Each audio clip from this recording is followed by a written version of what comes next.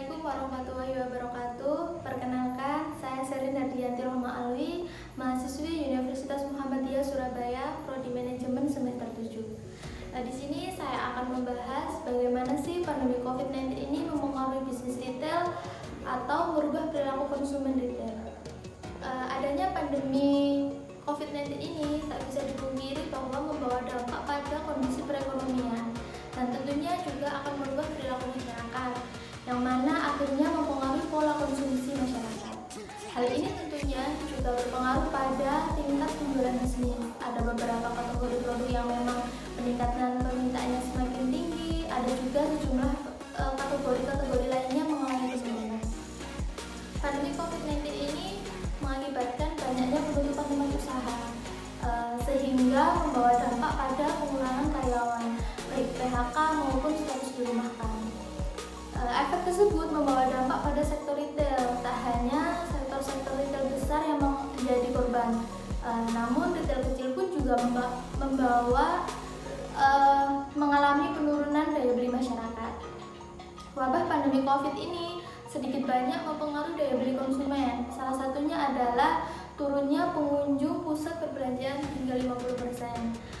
Konsumsi masyarakat juga hanya terfokus pada kebutuhan pokok dan alat-alat kesehatan.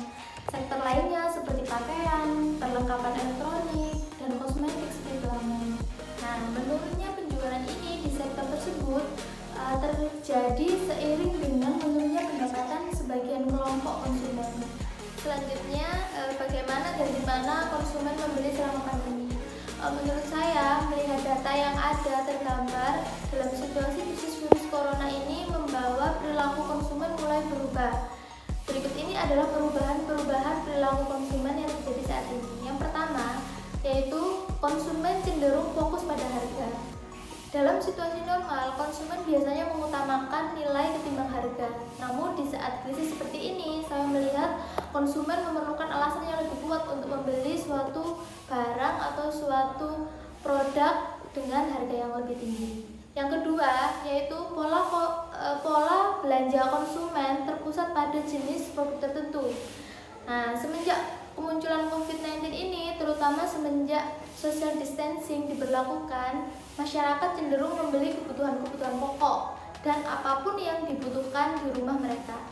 Beberapa produk yang saat ini menjadi prioritas konsumen yakni bahan-bahan makanan, khususnya bahan-bahan yang tahan lama, dan tentunya tidak lupa suplai barang-barang medis. Yang ketiga yaitu konsumen dari berbagai generasi lebih memilih belanja online. Nah, semenjak adanya COVID ini, banyak gerai-gerai yang sudah mulai sepi pelanggan, dan setelah PSBB diberlakukan, retailer terpaksa harus menutup gerainya di berbagai pusat perbelanjaan untuk sementara waktu. Daya beli masyarakat mungkin menurun, tetapi bukan berarti produk-produk retail seperti pakaian atau alat elektronik kehilangan permintaan. Nah, solusi lain dari yang dilakukan oleh para pengusaha bisnis retail adalah dengan memanfaatkan bisnis online. Penelitian menunjukkan bahwa 30% konsumen berencana untuk lebih sering berbelanja via online. Dan saat ini konsumen dari berbagai kalangan dan generasi lebih memilih belanja produk-produk retail seperti pakaian, kosmetik, skincare, dan elektronik secara online karena para konsumen itu membatasi untuk bertatap muka dengan masyarakat di sekitarnya. Gitu. Nah, sebagai pemilik bisnis retail, ada beberapa hal yang bisa diupayakan untuk menjaga keberlangsungan bisnis di tengah pandemi ini dan memaksimalkan penjualan. Nah, berikut ini adalah strategi-strategi agar dapat mengupayakan untuk menjaga keberlangsungan bisnisnya. Yang pertama yaitu memaksimalkan penjualan online. Yang kedua yaitu melakukan program promosi. Nah, cara ini sepertinya sudah dilakukan pada pebisnis dari banyak industri dalam menghadapi pandemi COVID ini. Karena ini merupakan cara termudah untuk mengoptimalkan penjualan. Tetapi khususnya para retailer kini tidak main-main dalam memperlakukan diskon perbelanjaan online. Maka dari itu kita harus memperbanyak jenis-jenis promosi yang bisa kita tawarkan kepada konsumen seperti potongan harga, bebas ongkos kirim, perpanjangan durasi pengembalian barang, dan lain sebagainya. Yang kedua yaitu memberlakukan program promosi. Cara ini sepertinya sudah dilakukan para pebisnis dari banyak industri dalam menghadapi pandemi COVID-19 ini. Karena menurut saya juga ini merupakan cara termudah untuk mengoptimalkan penjualan. Tetapi khususnya para retailer kini tidak main-main dalam memberlakukan diskon pembelian online.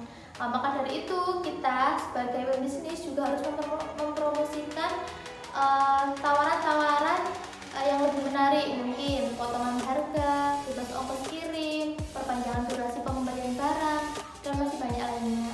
Yang ketiga yaitu fokus pada penjualan produk yang paling laku. Perlu digarisbawahi bahwa poin ini tidak berlaku untuk retailer barang yang paling dibutuhkan saat pandemi seperti masker, hand sanitizer, dan kebutuhan rumah tangga lainnya. Penjualan barang tersebut harus dibatasi dan dijaga kestabilan harganya untuk mencegah penimbunan. Yang keempat yaitu mempersiapkan